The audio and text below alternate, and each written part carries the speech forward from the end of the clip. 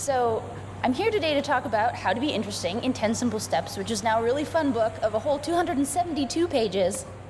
I'm not a social scientist, I don't have a PhD in anything, I'm just a cartoonist and I'm a people watcher. Step 1 of the 10 Simple Steps to be interesting. To be interesting is to be in good company even when you're alone.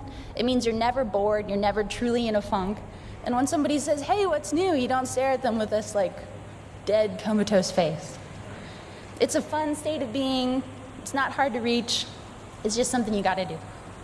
So go exploring, be curious, be adventurous, prove the world still isn't flat. You can explore ideas, places, opinions, you can get lost on purpose, you can find something, anything, just wander around, and there's all sorts of stuff. The world outside is always in HD, 3D color, and smell-o-vision. Step 2. Be enthusiastic, be generous. Spread the word. Argue with people you don't understand. Don't hoard all the good jokes. Don't keep secrets needlessly. Bring back stories as souvenirs and anecdotes as gifts. Talk it over, hash it out.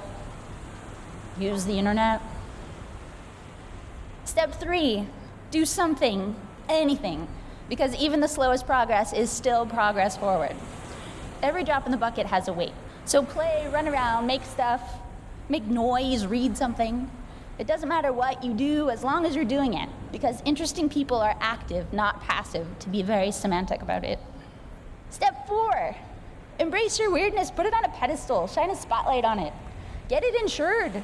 After all, nobody is truly normal, and everybody's got a slice of weird in their pie chart. So don't repress what's unique about you. That's the cornerstone of your identity. It's the huge part that makes you interesting. Step 5.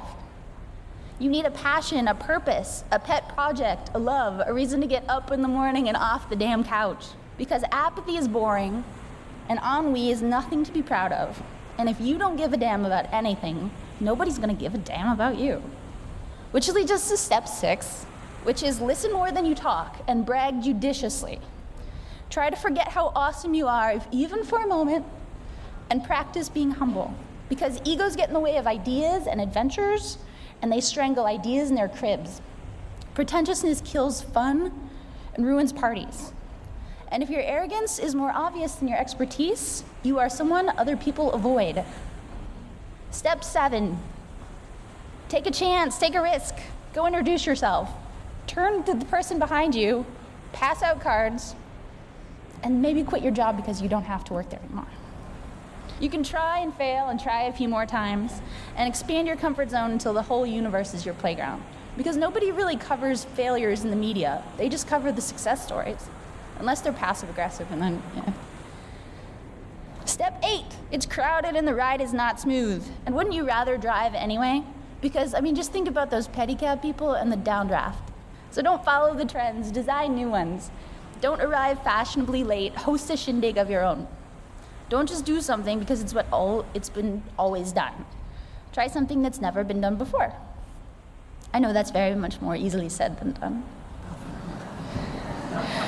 Step 9, the bigger the better, and ladies, yours need to be just massive. If you have an opinion, you need to share it bravely, and if you want something done, you need to be ballsy to get it done. If you're not courageous, you'll end up lurking around the water cooler talking about the guy who actually is. And the final step, step 10. The powers that be will tell you to sit down and behave yourself, and to shut your mouth and get back to work and keep your head down and stay in line. So boo to all that. The scolds are threatened by what's interesting instead of intrigued. They'll pressure you to conform. Ignore them. They could have, would have, should have, but they didn't. And that's their problem, not yours. This is the interesting equation. You take those 10 steps, you boil them down to simple adjectives, and you end up with something that looks a lot like the Boy Scout promise without all of the tedious cleanliness and thriftiness. The stack of adjectives can lead to an interesting life. You're the protagonist of your own story. You might as well make it a good read. You might as well make it interesting. And that is a very quick summation of my 272-page book.